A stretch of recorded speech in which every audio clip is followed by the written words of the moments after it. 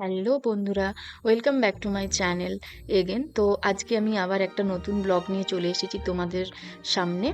তো দেখো, আজকে আমি তোমাদের আমি যেখানে ঠাকুরগুলো রাখি সেই জায়গাটা একটু দেখালাম। মনে হলো দেখাই যে কিভাবে আমি ঠাকুরগুলোকে অ্যারেঞ্জ করে রেখেছি। অতটা বড় স্পেস তো নেই, তাই তারই মধ্যে যতটুকু অ্যারেঞ্জ করে রাখা যায়। তো আজকে আমি একটা নতুন খাবার বানাবো, যেটার নাম তোমরা অনেকেই শুনেছো, কিন্তু বাড়িতে কিভাবে বানাবো সেটাই তোমরা প্রথম থেকে শেষ অবধি দেখতে থাকো। আজ আমি বানাবো তন্দুরি চিকেন। তো প্রথমেই মাংসগুলোকে ধুয়ে নিয়েছি, তোমরা দেখলে। তারপর একটু টক দই নিয়ে নিয়েছি একটা বাটিতে, এবং তাতে একটু নুন দিলাম, এবং তারপর একটু গুঁড়ো লঙ্কা দিলাম, এবং কালারটা হওয়ার জন্য, লাল হওয়ার জন্য কাশ্মীরি মির্চ দিলাম কিছুটা। এবং এরপর দেখো জিরে গুঁড়ো দিলাম, এবং এই জিরে গুঁড়োটা কিন্তু একটু স্পেশালিটি রয়েছে, তোমরা পরিমাণ মতো দিয়ে নিও। অ্যাকচুয়ালি এই জিরে গুঁড়োটা আমি বাড়িতেই তৈরি করেছি। প্রথমে গোটা যে জিরে থাকে সেটাকে ভেজেছি, ভাজার পর সেটাকে মিক্সিতে গুঁড়িয়ে নিয়েছি, তোমরা দেখলে। তো এরপরে দেখো অ্যাড করতে হবে তন্দুরি চিকেন মশলা। তো সেটাও পরিমাণ মতো আমি অ্যাড করে নিলাম। তোমরা যেমন মাংসের পরিমাণ রাখছো ঠিক সেই রকম ভাবেই অ্যাড করে নেবে। এবং তারপর আমি ওটাকে মিক্স করব। এবং হ্যাঁ, একটা জিনিস ভুলে গেছি, সেটা হলো কাঁচা সর্ষের তেলটা অ্যাড করতে। সর্ষের তেলটা অ্যাড করলে কি হবে, এটা তো খুব একটা বেশি তেল দিয়ে ভাজা হয় না, তো একটুখানি তেল দিয়ে করা হয়, তো সেই জন্য তেলটা মাখিয়ে নিলে মাংসগুলোর সাথে ভালোভাবে মিক্স হয়ে যায় এবং ভাজাটাও খুব ভালো হয়। এবং তারপর আমি অ্যাড করে নিলাম আদা বাটা এবং রসুন বাটা একসাথে। এবং তারপর দেখো একটু চাট মশলা যে বাজারে কিনতে পাওয়া যায়, আমি এখানে একটা কোম্পানির কিনেছি, তোমরা অন্য যে কোনো কোম্পানিরই ইউজ করতে পারো, সেটা আমি মিক্স করে নিলাম। এবং তারপর ভালো করে মিক্স করার পর এই মাংসগুলো দেখো, মাংসের যে পিসগুলো আমি অ্যাড করে নেব, এক এক করে অ্যাড করে নেব। আমি যেহেতু এখানে প্রথমবার ট্রাই করছি, তাই খুব একটা বেশি পরিমাণে মাংস অ্যাড করছি না।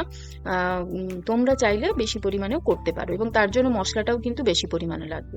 এবং এইটাকে মিক্স করার পর প্রায় 1 ঘন্টা মতো তোমরা রেখে দিও। আমি এখানে 15 থেকে 20 মিনিটই রাখতে পেরেছিলাম, কারণ হঠাৎ করেই প্ল্যান হয়েছিল। এবং তারপর একটা কড়াই নিয়ে, সেই কড়াইটা গরম হওয়ার পর, তেলটা দেওয়ার পর, মানে তেল গরম হওয়ার পর আস্তে আস্তে করে ওই যে মিশ্রণটা আমি মাখিয়ে রেখেছিলাম 15-20 মিনিট, প্রায় 1 ঘন্টাই রেখেছিলাম, তো সেইটা আস্তে আস্তে কিন্তু অ্যাড করে নেব। এবং দেখো, এর উপরে, তেলের উপরে কড়াইতে ছাড়ার পর আস্তে আস্তে কিন্তু সেটা ভাজা হবে, একদম মিডিয়াম, লো টু মিডিয়াম ফ্লেমেই থাকবে, খুব হাই ফ্লেমে কিন্তু দিও না। ওকে, তো দেখো আমি এগুলোকে অ্যাড করে নিচ্ছি।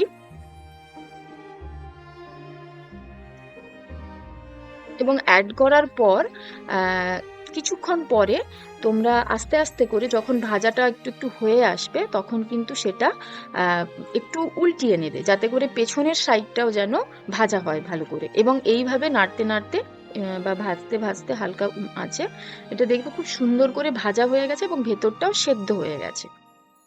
তোমরা দেখো, খেয়াল করো।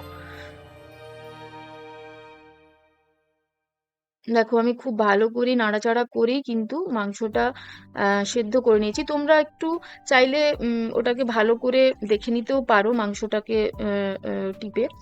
কারণ নাকি কতটা কি মানে সেদ্ধ হয়েছে সেটা তো বোঝা যায় না উপর থেকে, তোমরা চাইলে দেখে নিতে পারো। ওকে,